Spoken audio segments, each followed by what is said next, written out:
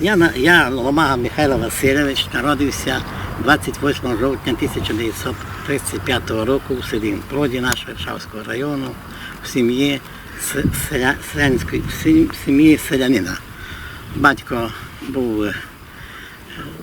працював, мали свою землю і на тій облялися. У нас всього було в сім'ї 4 хлопці. Я третій по рахунку. 2 ще живемо. Я і молодший брат Юрій Васильович, тепер вже він на пенсії, музикант.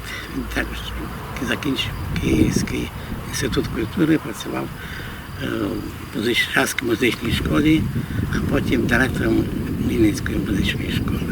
А далі, значить, після цього, як я закінчив семирічку, 1950 року поступив у Березівське медичне училище, яке закінчив у 1955 році. Після цього мене призвали в армію, я служив в армії в Архангельській області 3 роки.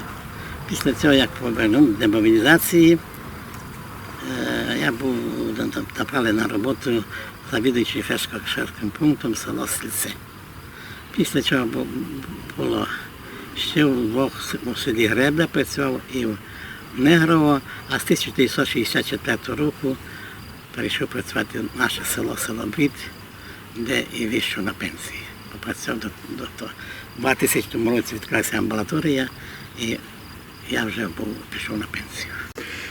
У 1945 році, 44-му, сюди прийшла Червона армія. Ви вже мали 10 років. Так, що можете повісти за ті часи, бо ви вже могли... Значить, що я хочу сказати, що навесні, осінню, я добре пам'ятаю осінь 1944 року.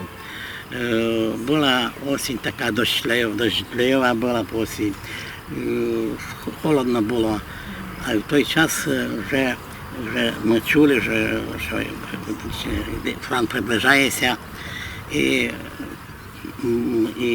тоді ми там полежали на тому старому місці, викопали такий були, як тоді називали, як окоп, але називати пижанку називали депунок такий, де ми там пряталися, коли стріляли з білок сюди, десь туди коротше, а як займали село наші визволителі?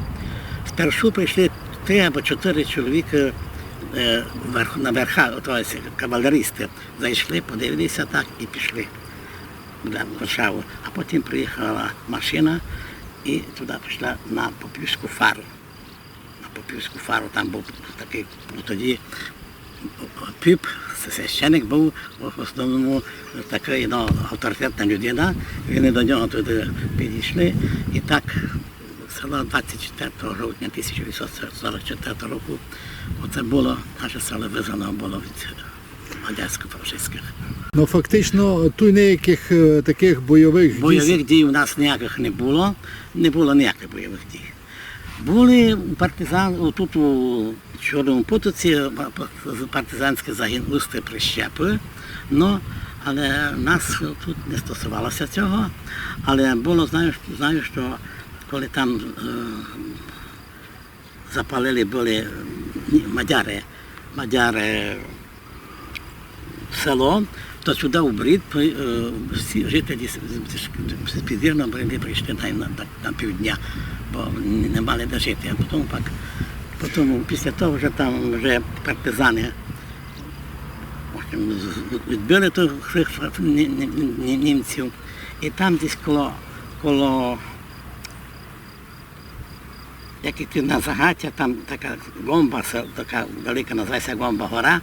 І там знаю, що партизани виступили, і тут їх перестали мадярів і взяли в полон до 200 чоловік, передали потім радянській армії.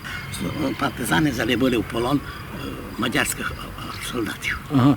Ну а фактично тут на всій території із вояків були із тої сторони мадяри. Німці тут практично не було. Ні, не було.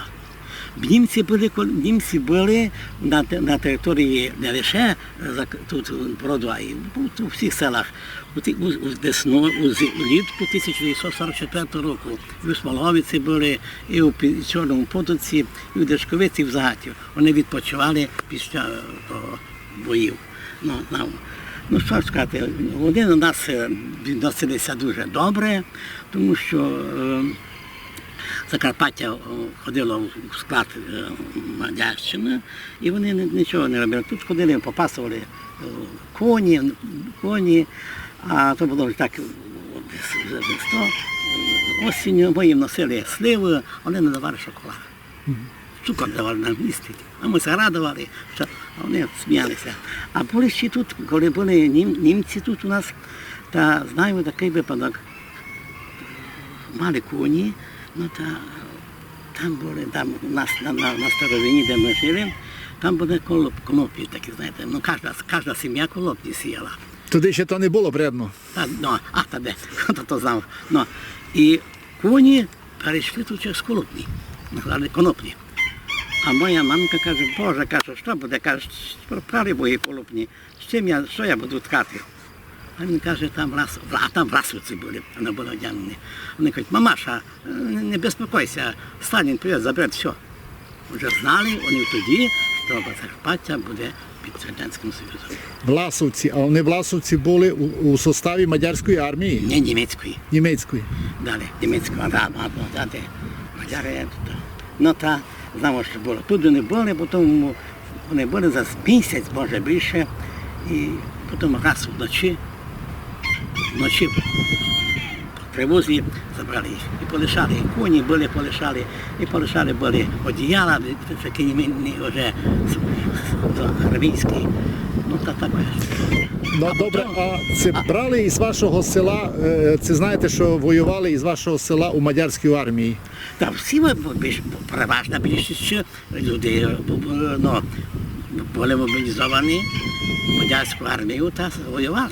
А після того, як вже німці, солдати німецькі підійшли, потім вийшли, прибули мадярські солдати. Ну добре, а тоді ко вернувся, ко ужив, що воювали у Мадярській армії, ваші односельчани, це були пак репресовані при Совєтському Союзі? Ні, не були не репресовані, а й знаєте, переважна більшість цих людей наших, вони здавалися в полон руським, так кажуть, руським, і тому що в Совєтській армії людика свобода. А ще, коли беремо ті часи, 44-й, по війні. Уже після того, як вже, тут треба сказати те, що зразу після визволення Закарпаття, вже нашими визволителями на території села і області почали утворитися сільські народні комітети. І утворилася Народна Рада Закарпатської України. Така була. І на містах, в селах були сільські народні комітети і районні комітети. Ну і комуністична партія вийшла з підпілля і очолила ці комітети владу. Ні, добре, я розумів. Або ще раз, як ви можете то розтолкувати? Фактично, той бандерівського, унівського руху на Закарпатті не було. Не знаєте, воно були бандити, їх називали, бо, коротше, мій брат старший був 28-го року народження, то він був начальником, Стрибків називали тоді. Ну, та були бандити, в Довгому були, у нас тут не були. Ну, були і там, був Грабницький, був такий керівник в Чорному Потоці, такий був Грабницький, назвали його, Броуді, прізвище його. Тут я написав навіть про нього, що він були. Ну, такі, як бандерівці не були, а були бандити. А що то бандити робили? Крали, магазини розкривали. Я так знав, бо... Ну ті бандити були наші люди, а то були галичани? Наші люди були, наші. А галичан тут не було. Галичан не було. Ну а тоді, коли ще заходили сюди руські, там не казали руські, а й казали москалі. Кажуть, прийдуть до нас москалі. Я не знаю, то 39-й Карпатська Україна, ну та я не знаю того, але я чув, що були і в нас січовики, їх назвали січовики, але у нас як таких січовиків не було, і їх, а якщо якісь були, то як вони вже мадяри зайшли, нас нікого їх не було, а може були, та не хотіли, а то задержав собі священника. Як казав Піп, так і було. Не є, значить, не є. Ви ж пам'ятаєте через своїх няня і маму, що говорили по тим часам. Знаєте, розказують, що мадяри на тільки були мадярські шандари розумні в такому смислі, що вони мали агентів, платили їм на містах. І якщо хтось когось украв, якесь злодійство сталося, то вони прийшли так, вони прийшли, називався Локтоня, то не був такий поліцейський або поліцейський участок, така дільниця, то вони кликали, сталося якесь злодійство якесь, то вони знали, бо вони знали у своїх агентів, що такі злодій в селі. Злодій, він не пропадає, він є злодій постійний. Значить, коли закликали його до двері, в кімнату, та один став мадярський шандара, другий шандара, а тут закликали. Били. Не бийте, я знав, хто зробив. Буквально якісь, годину-дві знайшли, хто то зробив.